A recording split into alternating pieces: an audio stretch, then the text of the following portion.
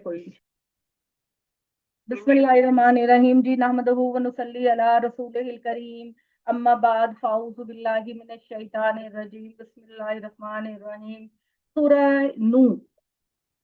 पहले तो सूरह नू का पस मंजर सुन लीजिए कि सूरह नू के अंदर अल्लाह ताला ने बताया कि बड़ी ही गैर मामूली बात ये कि हर नबी अपनी कौम का चाहता है भला, अपनी कौम का भला चाहता है, वो अपनी कौम के लिए दुआ करना चाहता है, वो चाहता है कि अल्लाह ताला उसकी कौम पर रहम करे। लेकिन हजरत नूह अलैहिस्सलाम के बारे में जैसे कि आप जानते हैं कि वो 950 साल यानी तकरीबन 1000 साल अपनी कौम को बताते रहे कि तुम गलत कामों में पड़े हो, तुम बुतों की इबादत करते हो जो कि बिल्कुल एक गैर फितरी काम है।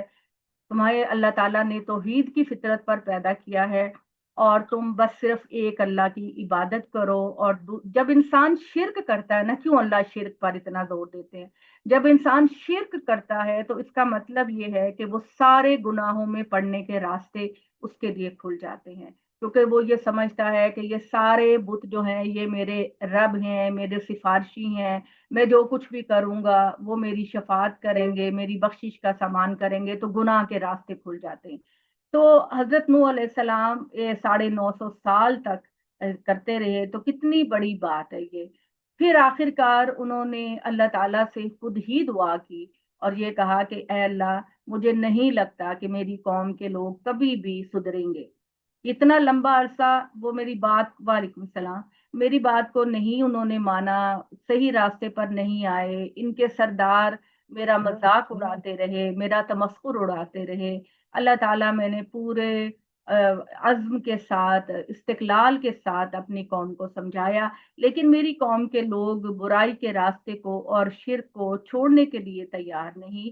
तो या अल्लाह, मैं जितनी कोशिश कर सकता था मैंने की, अब मुझे लगता है कि मेरी कौम कभी भी नहीं सुधरेगी। तो अल्लाह ताला, अब आप मेरी कौम को तबाह कर दीजिए। अब मेरी कौम के अंदर कोई रमक नहीं है कि वो ईमान कबूल करेंगे। तो अल्लाह ताला आप इनको खत्म कर दीजिए, क्योंकि ये बिल्कुल जैसे कि मैंने कहा ना कि आपके घर के अंदर जब कूड़ा किरकिट हो तो आप झाड़ू देते हैं, सफाई करते हैं, क्योंकि आपको वहशत होती है गंद से। तो इसी तरीके से हजरत नूह ने कहा कि अल्लाह, तेरी जमीन को इन लोगों ने फसाद से भर दिया है और अल्लाह ताला अगर ये कुछ दिन और इस जमीन पर रहे तो अब इनकी औलादें भी आगे यही काम करेंगी, तो अल्लाह ताला इनको जमीन पे रखने का कोई फायदा नहीं। तो आप इनको बिल्कुल झाड़ू फेर दीजिए इस कौम के ऊपर।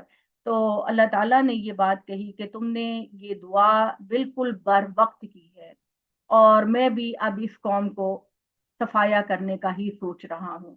लिहाजा तुम ऐसे करो कि कश्ती बनाओ और कश्ती के अंदर जितने लोग भी, चंद एक लोग ईमान लेकर आए हैं, उनको कश्ती में सवार करो। और तुम यहाँ कश्ती में सवार करोगे तो बाकी लोगों को मैं पानी के अजाब में खत्म कर।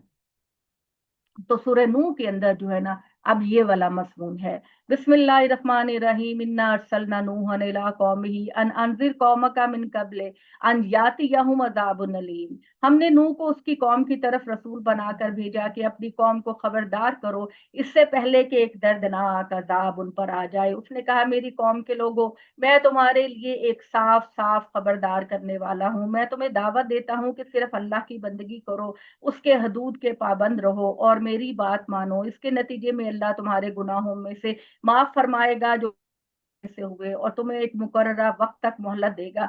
हकीकत यह है कि अल्लाह का मुकर्ररा किया हुआ वक्त जब आ जाता है तो फिर टाला नहीं जाता। ए काश तुम इसको समझते। यही वो दावत देता रहा मगर लोग नहीं माने, यहाँ तक कि उसने कहा, मेरे मालिक, अब ये उनकी दुआ शुरू हो गई है कि या अल्लाह, मेरी कौम को अब खत्म कर दे, क्योंकि मेरी कौम के अंदर इतना लंबा अरसा मेरा बताने के बावजूद कोई असर नहीं हुआ। ये गुरूर और तकब्बुर में मुब्तला है, क्योंकि मैंने आपको बताया कि मोस्टली ये होता है कि जो किसी कौम की एलीट क्लास होती है, जिसको अल्लाह ताला ने पावर भी दी होती है, स्टेटस भी दिया होता है, माल भी दिया होता है, हर नेमत दी होती है, तो वो समझते हैं कि ये सारा कुछ हमें हमारी वजह से मिला है। तो उनके अंदर तकब्बुर होता है और वो किसी की भी सही बात को कबूल नहीं करते। تو حضرت نوح نے یہ بات کہی کہ میں نے اپنی اس قوم کو شب و روز پکارا، لیکن میری پکار سے یہ اور زیادہ بھاگتے رہے۔ میں نے جب بھی انہیں پکارا اس لیے کہ ان کے پلٹنے پر تو انہیں معاف فرمائے، تو انہوں نے اپنی انگلیاں اپنے کانوں میں ٹھونس لی اور اپنی چادریں لپیٹ لی اور اپنی ضد پر اڑے رہے اور بڑا غرور دکھایا۔ پھر میں نے ان کو کھلم کھلا دعوت دی، اور ہانک کے پکارا اور چپکے چپکے بھی خوب سمجھایا، اس طرح کہ میں نے کہا اپنے رب سے معافی مانگ لو، بے شک وہ بڑا معاف کرنے والا ہے۔ اس کے نتیجے میں وہ تم پر ڈھیروں بارش کرے گا اور بہترین مال بیٹوں سے تمہیں برکت دے گا، اور تمہارے لیے باغ اگائے گا اور تمہارے لیے نہریں بھی بہا دے گا۔ تمہیں کیا ہو گیا؟ تم اللہ کے لیے کسی وقار کی توقع نہیں رکھتے؟ درا حال یہ کہ اسی نے تم کو پیدا کیا کتنے مراحل سے گزار کر۔ کیا دیکھتے نہیں ہو کہ اللہ نے کس طرح 7 آسمان تہ بتہ بنائے اور ان میں چاند کو روشنی اور سورج کو چراغ بنایا، اور دیکھتے نہیں کہ اللہ ہی نے خاص اہتمام کے ساتھ تمہیں زمین سے اگایا، پھر اسی میں تمہیں لوٹاتا ہے اور اسی سے یکا یک نہایت آسانی کے ساتھ تم کو نکال کھڑا کرے گا۔ یعنی اللہ نے کل بھی آپ نے دیکھا کہ اپنی مثال دی کہ میری مثال ایک کسان کی سی ہے، کہ میں جیسے زمین پر کسان بیج بکھیرتا ہے، میں نے انسانوں کو بکھیر دیا۔ جب بیج پک کر فصل تیار ہوتی ہے تو کسان ان کو کاٹ کر کھلیان میں لے جاتا ہے اور ان کے دانے کو الگ کرتا ہے اور اس کے بھوسے کو الگ کرتا ہے۔ دانے کو وہ اپنے گھر میں لے جاتا ہے اور بھوسے کو جلا دیتا ہے۔ اسی طرح میں نے انسان کو زمین میں پیدا کیا، اب وہ امال کر کے اپنی فصل اگائے، اور جو بہترین اعمال کرے گا ان کو میں اپنے بہترین گھروں میں لے جاؤں گا، اور جو بدکار اور کافر ہوں گے ان کو میں جلا کر راکھ کر دوں گا۔ تو میری مثال جو ہے وہ بالکل ایک کسان کی سی ہے۔ تو اللہ نے تمہیں بچھونے کی طرح بچھا دیا کہ تم پہاڑوں کے درمیان اس کے کھلے راستوں میں چلو۔ نوح نے کہا ہے مالک انہوں نے میری بات نہیں سنی، اپنے انہی رہنماؤں کے پیچھے چلے جن کی مال اولاد نے ان کی نامرادی میں اضافہ کیا، اور جنہوں نے بڑی چالیں چلی اور کہا کہ اپنے ان معبودوں کو ہرگز نہ چھوڑو، اور نہ ود کو، نہ سوا کو، نہ یغوث کو، نہ یعوق کو، نہ نصر کو چھوڑو۔ یہ ان کے بتوں کے نام۔ جیسے آپ نے عربوں کے بتوں کے نام جانے تھے، لات، منات، عزا، یہ انہوں نے فرشتوں کی دیویوں کے نام رکھے ہوئے تھے، لات، منات، عزا۔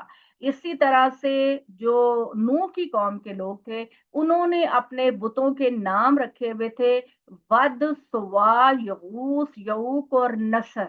یہ آپ کے قرآن میں آ رہے ہیں نام، ان کو انڈر لائن کر کے اوپر لکھ لیجئے کہ یہ انہوں نے اپنے بتوں کے نام رکھے ہوئے تھے۔ در حقیقت یہ نام ان کے بزرگوں کے نام تھے، ان کے دادا پر دادا کے نام تھے۔ تو شیطان نے ان سے یہ کہا کہ تم ان کے بت بناؤ، ان کے سٹیچوز بناؤ اور ان کے سامنے دعائیں مانگا کرو، وہ تمہاری دعاؤں کو قبول کریں گے۔ تو اس طرح انہوں نے اپنے باپ دادا کے ناموں پر اپنے بتوں کے نام رکھے ہوئے تھے۔ اس طرح بہتوں کو گمراہ کر ڈالا، اور اب تو بھی اے مالک ان ظالموں کی گمراہی میں اضافہ کر۔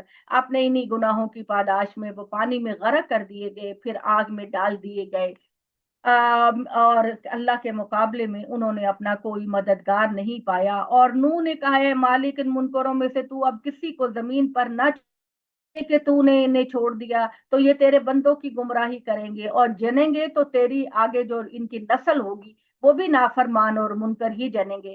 میرے مالک بس تو مجھے معاف کر دے، میرے ماں باپ کو معاف کر دے، ان سب کو معاف کر دے جو میرے گھر میں مومن ہو کر داخل ہو جائیں، سب مسلمان مردوں اور عورتوں کو معاف کر دے، اور ان ظالموں کے لیے اب ان کی بربادی کے سوا اے اللہ کسی چیز میں اضافہ نہ کر۔ اب آپ کو حیرت ہوگی کہ ایک پیغمبر اپنی ہی قوم کے لیے کیوں بد دعا کر رہا ہے، تو وہ اس کا جتنے حوصلے اور جتنے استقامت کے ساتھ، آپ سوچئے کہ 950 سال کوئی معمولی بات نہیں تھی۔